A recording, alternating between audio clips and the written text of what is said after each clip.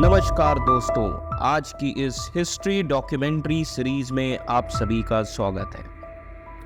तो दोस्तों, आज के इस एपिसोड में हम बात करने वाले हैं इजराइल की मोसाद और भारत के रॉ की दोस्ती के बारे में। जी हाँ, मोसाद और रॉ की दोस्ती कितनी गहरी है, तो आइए हम बात करेंगे इस डॉक्यूमेंट्री सीरीज में। जी हाँ, जैसा कि इजराइल का मोसाद फिर से ग्लोबल सुर्खियों में है, क्योंकि मोसाद ने ईरान में हमस प्रमुख हनीये की हत्या की है, ऐसा अनुमान लगाया जा रहा है।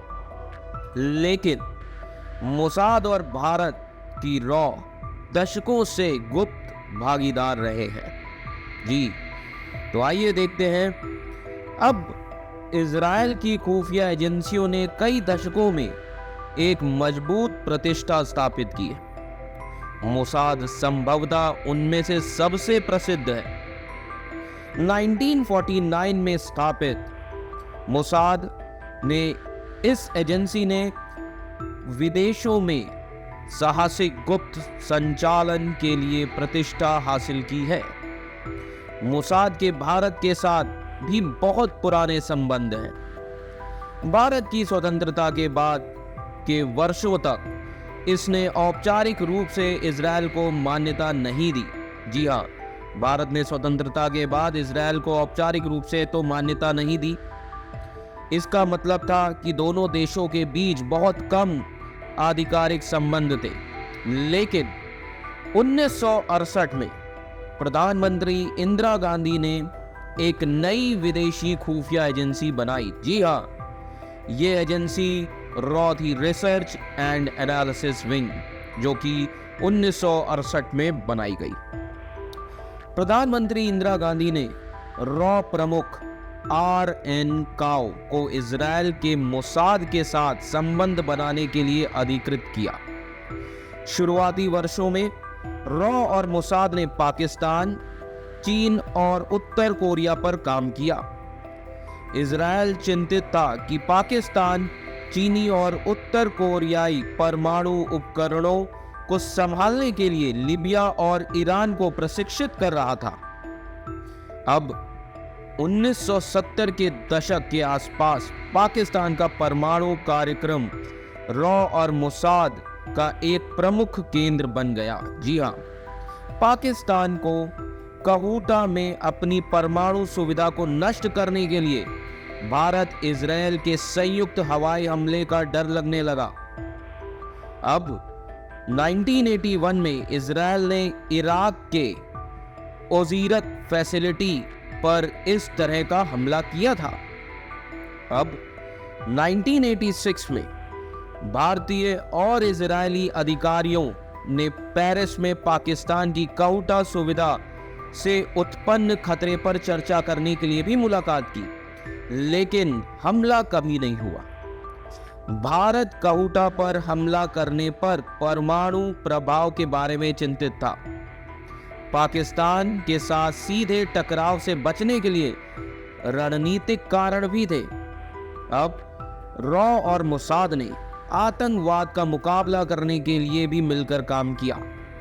उस समय रॉ के प्रमुख AK वर्मा ने खुद 1987 में आतंकवादी समूहों द्वारा उपयोग किए जाने वाले विस्फोटक उपकरणों को संभालने में इजराइल की तकनीकी मदद मांगने के लिए इजराइल की यात्रा भी की थी, जबकि अमेरिका और ब्रिटेन ने भारत को वो तकनीक देने से इनकार कर दिया जो भारत चाहते थे।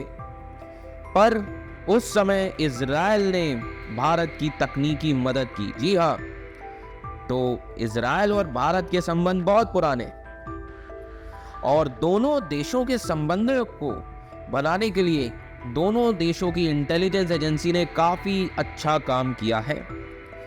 अब बात है 1977 की। जी हाँ, रॉ ने 1977 में इजरायली राजनेता मोशे दयान की गुप्त भारत यात्रा को भी तैयार किया। इसने इजराइल के डिफेंस इंडस्ट्री को भारत आने में भी मदद की और 1984 में इंदिरा गांधी की हत्या के बाद रॉ ने अपने अधिकारियों को सुरक्षा प्रशिक्षण प्राप्त करने के लिए इजराइल भी भेजा। जी हाँ, 1980 के दशक के अंत में राजीव गांधी ने संबंधों को बदल दिया।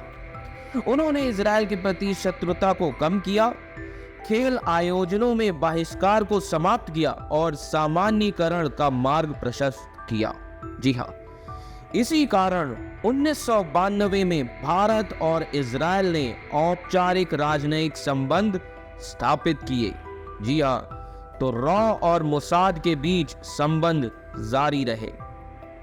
पाकिस्तान से आतंकवाद के साथ भारत की समस्याओं का मतलब था कि उसने खुफिया और आतंकवाद विरोधी सहयोग के लिए इजराइल की ओर रुख किया। विशेष रूप से भारत ने पाकिस्तान के साथ अपनी सीमा के प्रबंधन और सीमा पर खतरों का मुकाबला करने के लिए इजराइल में काम किया है।